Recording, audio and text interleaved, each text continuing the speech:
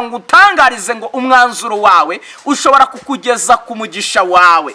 Imana ikingura amarembo y'umugisha mwene data. Wowe nkurikiranye uneza amatwi, wowe ufite iyi mibabaro ingana niyo ufite, nagira ngo utangarize ngo Imana yabanye na Naomi, nawe Imana ibane nawe kandi guhagarareho ikurwanirire, ikurwaneho. Izina ry'Imana yacu ririhabwa icyubahiro. Ikingura amarembo y'umugisha ku buzima bwawe. Kandi nagira ngo umbwire ngo witinya, iyo umucunguzi ahari aragucungura, ntabwo gusigana umubabaro ahubwo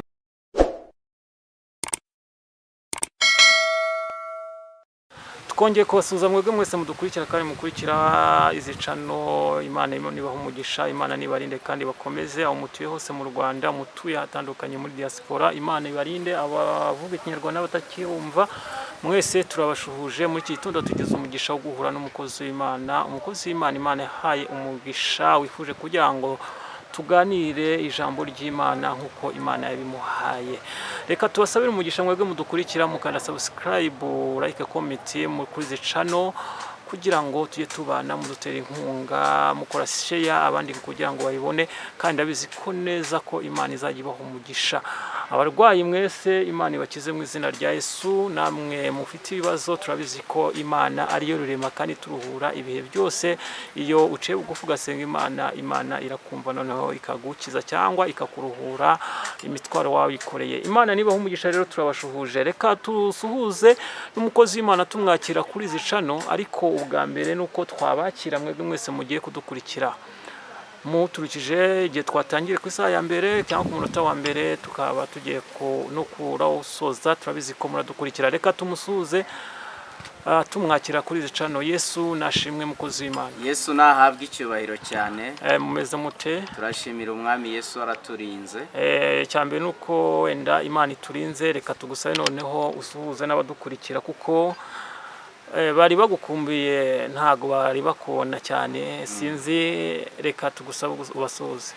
Nongeye kubasuhuza mwe mwese mudukurikirana ku Isarura 12 TV, ndetse n'abadukurikirana ku Muremyi TV ndetse na Shakimana TV.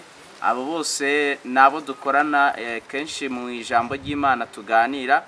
Hari igihe ushobora uyu munsi kuba utambonye ku Isarura 12 TV, ariko ugasanga ndi ku Muremyi cyangwa se ndi kuri Shakimana.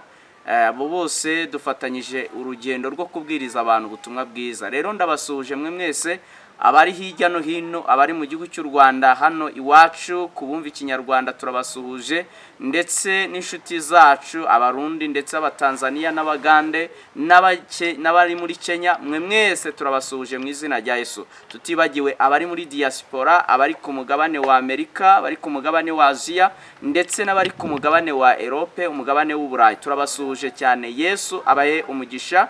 Tubakundira uburyo ki buri munsi mutwereka ko mudukurikira mukanadushyigikira. Uyu munsi rero nubundi ikituzanye no kuganira ijambo ry'Imana. Imana ibahe umugisha cyane, kandi Imana irusheho kubitaho. Turanezerewe, dufite ibyishimo mu mitima yacu ko umwami akiturinze. Nawe Imana igihaye kuba ugihumeka umwuka w'abazima. Yesu akomeze akwiteho, akugirire neza. Nuterwa ubwoba n'iminsi cyangwa ibihe uhagazemo ndetse n'ibyo uri guhura nabyo ibyo ari byo byose, nagira ngo utangarize ngo Yesu ni umukiza wabo mu isi bose. Biravuze ngo cyane cyane wabizera. Niba wizera Yesu abasha kugukiza. Birashoboka ko waba urwaye, Imana ikiza indwara zose, iz'ubumuga, iz'akarande, ndetse n'indwara z'ibyorezo, ndetse n'indwara zo muri isi y'umwijima. Yesu izo zose arazikiza. Yesu arakiza mu izina rya Yesu Kristo. Twabasuhuzaga rero, ndagira ngo dutangire dusenga kugira ngo turusheho kuganira ijambo ry'Imana. Uwo mukurikiranye muteze amatwi, amazina yanjye nitwa Nzabandora Patrick, ndi umubwiriza butumwa bwiza bwa Yesu Kristo. Buri munsi dukunda kuganira ijambo ry'Imana ku Isarura 12, ndetse no kuri izo channels zose twavuze zitambukaho ubutumwa bwiza. Intego yacu ni ukwamamaza ubutumwa bwiza kugira ngo burugere kure, kandi ubu butumwa ni ubufasha imitima ibabaye kugira ngo ibashe guhumurizwa. Yesu abaho umugisha. Mana turagushimiye kuko Imana ikomeye, uri Imana y'amasezerano, uri Imana yacu bwite. Imana ivuga bikaba kandi itegeka bigakomera. Uri se n'umwami wacu Yesu Kristo, tukweretse buri muntu wese udukurikiranye mu mande zitandukanye baherereyemo. Birashoboka ko abadukurikiranye baba bageze mu masaha y'ijoro, Imana ibane nabo. Birashoboka ko baba bageze mu masaha y'igitondo cyangwa se amanywa. Turasenze kugira neza kwawe kubabonekeho, ubaramburira ukuboko mwami Yesu. Ntabwo namenya ingorane n'ibibazo n'amageragezwa bahuye nayo, ariko ni wowe umenya byose, kuko ari wowe urondora imitima warangiza ukayimenya. Nanjye ndasenze kugira ngo abarwayi bacire, abihebye bahumurizwe, kuko ari wowe uhumuriza abihebye. Mu izina rya Yesu rero ganza kandi utegeke, tubyambaje twizeye izina ry'umwami wacu Yesu Kristo, amen. Ndagira ngo dusome ijambo ry'Imana. Ni ijambo tugiye gusanga hano mu gitabo cya Rusi, ibice byaho 4 umurongo waho wa 14. Turaba turi ku intego y'ijambo ivuga agaciro k'umwana ndetse n'umwana. Imana itugirire neza. Agaciro k'umwana ndetse n'umwana, niryo jambo tugiye kuganiraho, niyo ntego tugiye kuganiraho. Riboneka hano mu gitabo cya Rusi ibice 4 umurongo waho wa 14. Haravuze ngo abagore babwira Nawomi bati, Uwiteka ahimbazwe, utakuretse udafite umucunguzi, icyaduha akazaba ikirangirire mu Bisiraheli, kandi agasubiza intege mu bugingo bwawe. Azagutunga mu bikecuru bwawe, kuko umukazana wawe ugukunda akagugirira umumaro uruta uw'abahungu 7 ari we umukubyariye. Nawomi ajyana uwo mwana amushyira mu gituza cye, aba umurezi we. Imana itugirire ubuntu. Ndagira ngo twiyongeze n'irindi jambo dusanga mu butumwa bwiza bwa Yesu Kristo uko bwanditswe na Luka, igice cyaho ni igice cya 2. Turahera ku murongo waho wa 27. Haravuze ngo bajyana uwo mwana mu rusengero, bamushyira bajya na Yesu ngo bamugenze nk'uko imihango y'Abayuda iri. Simiyoni aramuterura ashima Imana ati, Mwami we, noneho urasezerere umugaragu wawe amahoro, kuko nk'uko wabivuze. Imana itugirire ubuntu. Amen. Imana itugirire ubuntu cyane. Yesu abiteho bakundwa bene data. Amagambo tugiye kuganira nayo ngayo avuze agaciro k'umwana ndetse n'umwana. Tugiye kuganira ku nkuru y'uwo bita Nawomi. Nawomi muramuzi cyane, iyo tuvuze igitabo cya Rusi muhita mwumva Nawomi, mukanumva umugabo wiwe ndetse n'abahungu be, ndetse n'igihe yarari muri kiriya gihugu yahuriyemo n'ibyago bikomeye cyane. Imana itugirire ubuntu cyane. Uyu munsi nawe ushobora kuba ufite ibyago bitandukanye, ariko ngutangarize ko umara umubabaro w'ibyago cyangwa w'agahinda uhuye nawo nta wundi ni Kristo Yesu. Imana itugirire ubuntu. Nawomi muramuzi cyane, tumuvugaho. Ni umugore wababaye, ahura n'ibisharira, kugeza ubwo yahuye n'abantu bamusuhuza ngo amahoro. Nawomi akababwira ati, ni amahoro nayo, Uwiteka yangiriye ibisharira. Mbese yari yarihebye, amwe yumva yuko nta buzima buhari. Ndagira ngo nganire n'umuntu ufite umutima wihebye ndetse unababaye, mutangarize yuko umwari umubabaro akamara agahinda nta wundi ni Kristo, kandi ari mu buzima bwawe, ari mu ruhande rwawe. Niwamushaka uzamubona. Imana itugirire ubuntu cyane. Dusomye amagambo akomeye. Iyo tuvuze kuri aya magambo rero twumvaho umukazana we bita Rusi. Rusi ni umuntu wamunambyeho, umukobwa wari umumowabukazi ndetse wo mu bwoko Imana itemeraga, ariko kubwo gufata umwanzuro ukomeye nk'uwo yafashe, birangira abarujwe mu gisekuru gikomeye cy'Imana. Rusi aremerwa, akaba sekuruza, akaba nyirakuruza w'amahanga menshi, kuko igisekuru cy'umucunguzi wacu Yesu Kristo gikomoka aho ngaho kwa Rusi. Amen. Wari umumowabu wafashe umwanzuro ukomeye wo guharamagara, ndetse agafata umwanzuro wo kugira gute, wo kunamba kuri nyirabukwe, inshuti y'umusaraba.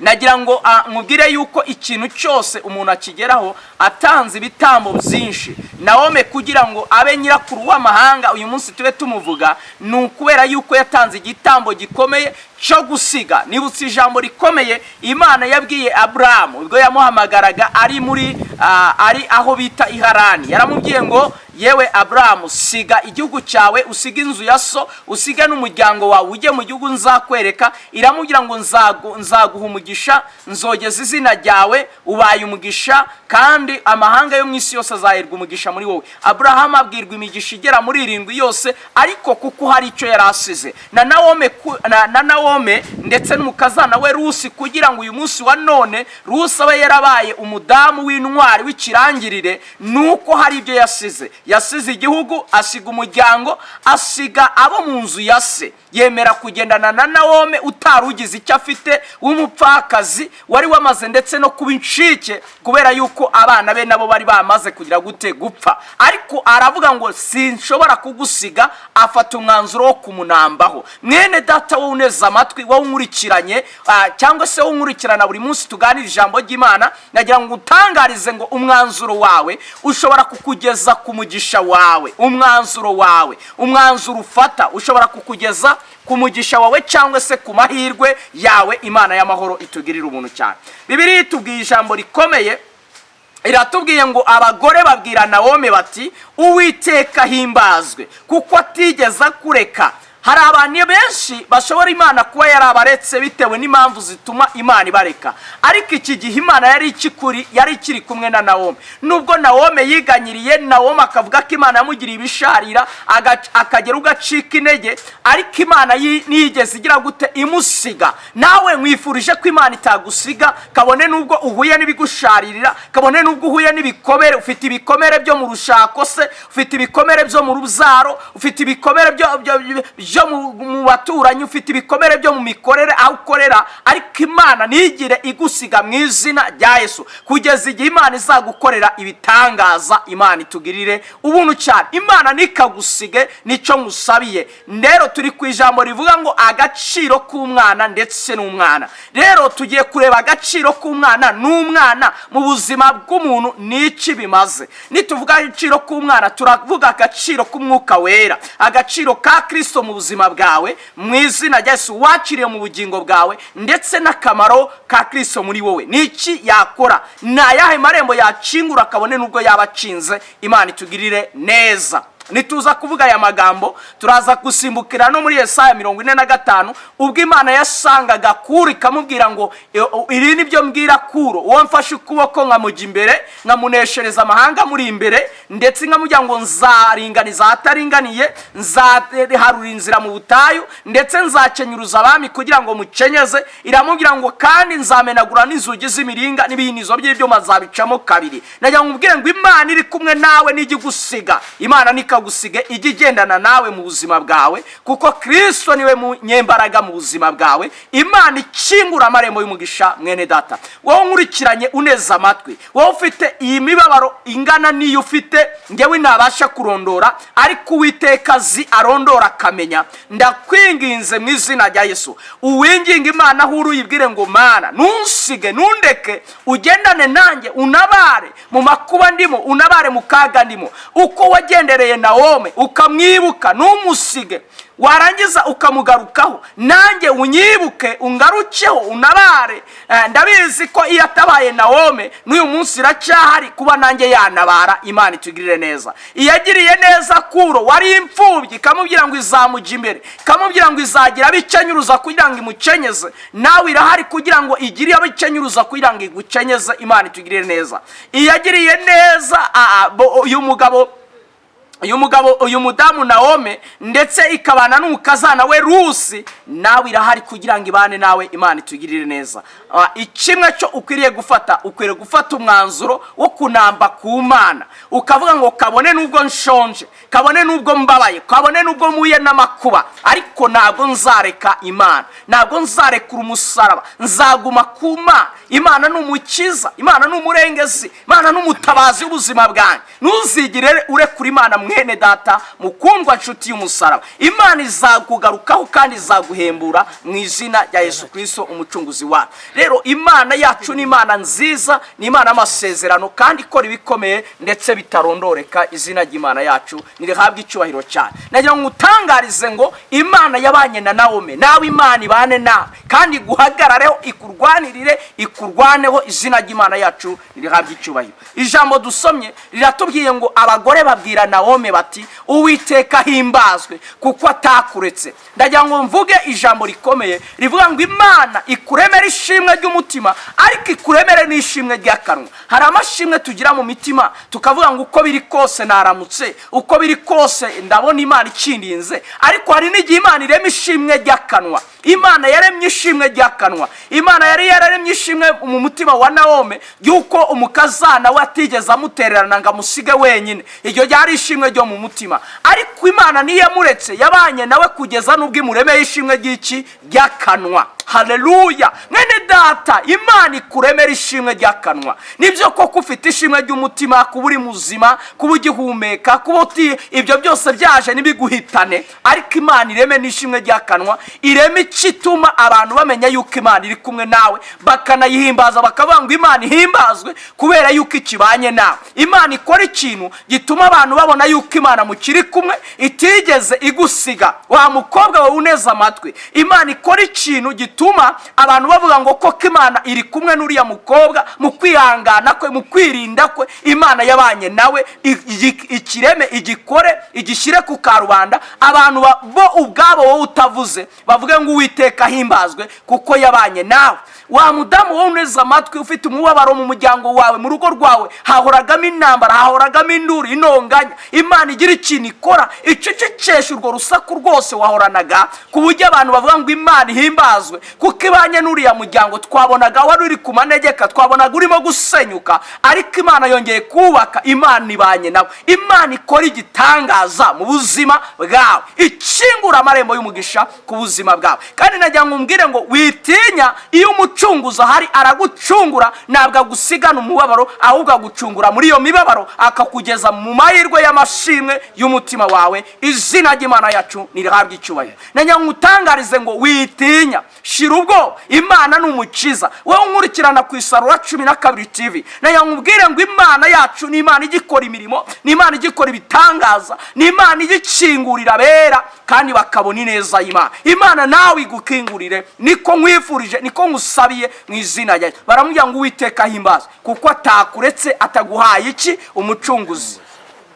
Nawe Imana ikuremera umucunguzi. Wowe wa mugabo uneza amatwi, wowe uri muri ofisi ufitiyemo umubabaro n'agahinda, wowe uri korera kwa muganga ariko ukaba ufitiyeho umubabaro kandi uvura abandi, ukaba ufite umubabaro w'uburwayi bwo mu mutima ndetse batabasha kukuvura, ndasenze mu izina rya Yesu Kristo, Yesu aze mu buzima bwawe agucungure, agukize umubabaro. Uzi kuba uri umuganga uvura abandi ariko ugasanga urwaye mu mutima, urwaye umubabaro, urwaye agahinda, urwaye ishavu.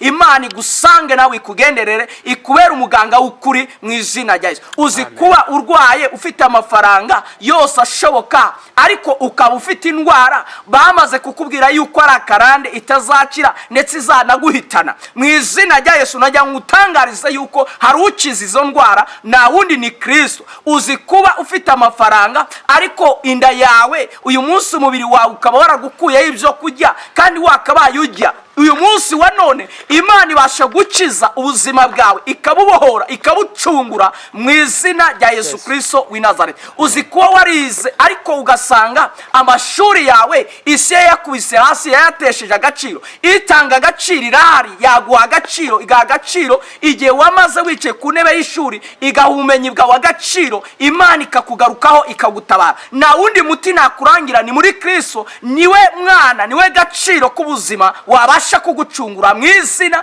yayo. Imana ikora imirimo itangaje mwene data. Wowe unkurikiranye uneza amatwi kuri Isarura 12, Imana ibasha gukora ibitangaza. Birashoboka kumaranya iminsi ubwihebe ndetse nta nubwo ukibasha gusenga isengesho rizamuka, ariko najya ngutangariza yuko uyu munsi wa none Yesu yakukorera ibitangaza. Wera niba utanafite n'imbaraga zo gusenga, wahamagara tukagufasha gusenga, tukinginga Imana tukayibwira ngo Mana, uyu muntu wamugirira neza, uyu muntu wamutabara, uyu muntu wamurengera Imana kuko ni umurengezi w'abatagira shinge na rugero. Imana nawe yakugarukaho mu izina rya Yesu Kristo umucunguzi wacu. Amen.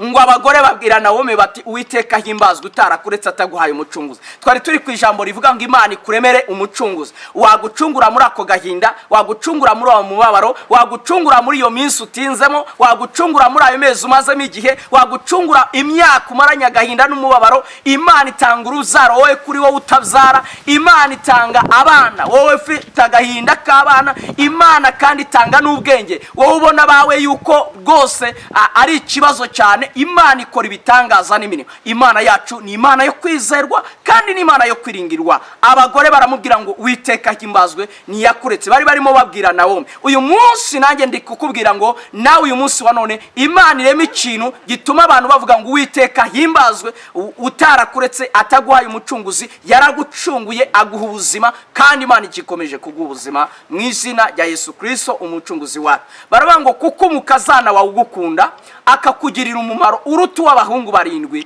Imana ishimwe. Baravuga ngo icyaduha akaba icyamamare. Imana iguremera igitangaza kihinduka icyamamare mu bantu. Abantu babona uhinduka icyamamare kubw'ibyo Imana igize gute ikoze. Uzi ko ijambo bita kwamamara ntabwo ari ijambo rije nonaha, ahubwo kuva na mbere iri jambo ryari rihari.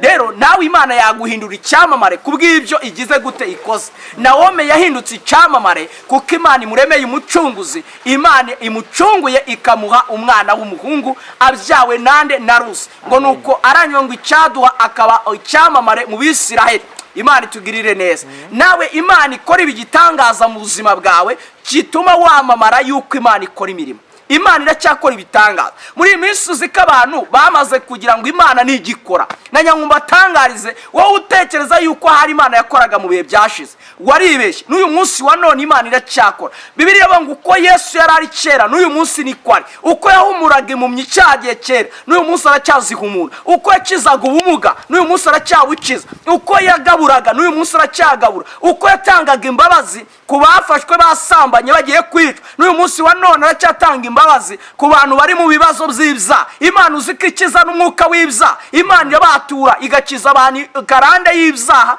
ikabasha kubaturwa mu izina ryayo. Uzi ko Imana ibyo byakunaniye Kristo yabigukiza.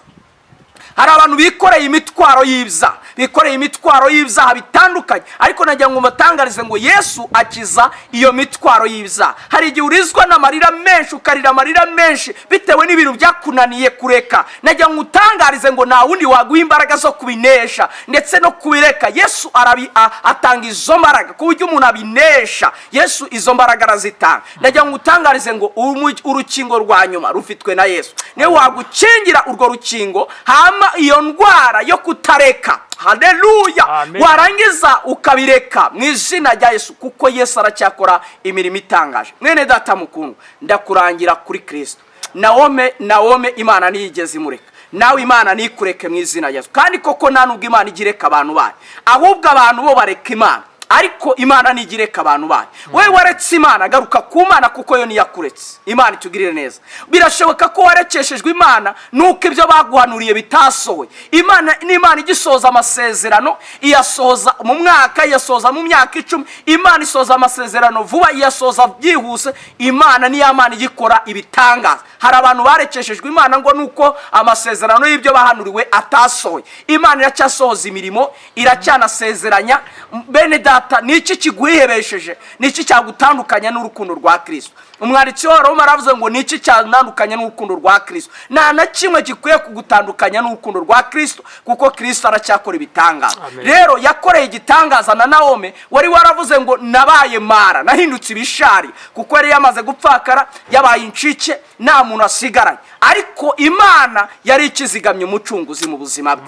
Najya ngutangarize nubwo usa nkaho uri incike nawe ufite, ariko Imana iracyafite umucunguzi waza akagucungura muri ubwo buzima. Wikireba uvuge ngo none ko ndi incike nawe mfite. Aburahamu yigeze abivuga mu Itangiriro 15. Iyo wasomye usanga ijambo Uwiteka ngabwira Aburahamu ati, yewe Aburahamu, ndi ingabo ikomeye, uzagororerwa ingororano ikomeye kandi ni njyewe ngabo igukingira. arabaza ngo ndi uzangororangorano ki kandi ubizi ko ngenda ndi incike. Haleluya haleluya. Na Eliyezeri w'umunyadamasiko wavukiye mu rugo rwanjye ari uzaragwa ibyanjye. Imana iramubwira ngo hoya siko biri, hari umucunguzi uzakomoka mu rukigo rwawe ni uzaragwa ibyawe. Nanjye ngutangarize wikiheba ngo wihebure ku mugani w'abarundi ngo wihebure wumve wihebye. Imana iracyakora ibitangaza, iracyakora imirimo, yaguha umucunguzi. Na Naomi yamuhaye umucunguzi. Abagore baba ngo Uwiteka aguhaye umucunguzi, ahimbazwe Uwiteka ubikoze, ahimbazwe Uwiteka ubiremye. Nawe Imana yahimbarizwa muri wowe igakora ibitangaza ikaguha umucunguzi. Imana iracyatanga umugisha w'amafaranga. Nawe watunga amafaranga nubwo wahombye ukaba warawacuruje ukahomba ukagira ngo birarangiye. Oya, Imana iracyatanga umugisha mu bucuruzi, yakongereka kwagura ugacuruza ukunguka ugatunga amamiliyaridi. Nawe Imana yabigukorera. Imana iracyatanga uburyo promotion, iracyatanga n'amashuri umuntu akiga akanaminuza ukabanagira na doctora ndetse ukabagira na za PhD. Imana akora ibitangaza. Wikiheba rero, Imana ni Imana y'ibitangaza. Yagiriye neza Naomi ngo arangije aranezerwa, biraba ngo ajyana uwo mwana ngo amushyira mu gituza cye, ahinduka umurezi we iminsi yose. Nawe Imana yatuma mu gituza cyawe utaba wenyine ukagira uryama mu gituza cyawe. Hari abantu bamaze kuwenda uyu munsi wa none bapfakaye akabati birarangiye. Hoya, haracyari amahirwe wanakubaka umuryango kandi ukagira n'umuryango mwiza rwose. Yesu aracyakora ibitangaza. Nayo ngutangarize ngo ako niko gaciro k'umwana ndetse n'iki n'umwana. Iyo Kristo ahari akora imirimo n'ibitangaza. Naomi agaciro ke kagarukiye mu mwana yakiriye bita Obedi. Imana itugirire neza. Obedi yabaye agaciro ka Naomi, yongera kumva agize gute, agaruye ibyiringiro mu gituza cyabona uwaryamisha, abona uwarera, abona uwo yita umwana. Yari yaramaze kugira gute kwiheba, ariko Imana imugaruramo iki ibyiringiro. Nawe yagarura agaciro k'umwana mu buzima bwawe ukagira icyo wumva ucyo kwitabwaho. Imana yaguha icyo agaciro. Hari abantu bamaze gutakaza iby'agaciro mu buzima bwawe, ariko nagira ngo utangarize ngo uw'agaciro mu buzima bwawe wa mbere ubundi yakabaye Kristo, kuko ari urema ibyo byose twifuza mu buzima bwacu. Imana ikwiteho kandi Imana ikurwanirire, ikurwanira mwene data. Twasomye ijambo ry'Imana mu butumwa bwiza bwa Yesu Kristo uko bwanditswe na Luka igice cya 2 duhere ku murongo waho 27.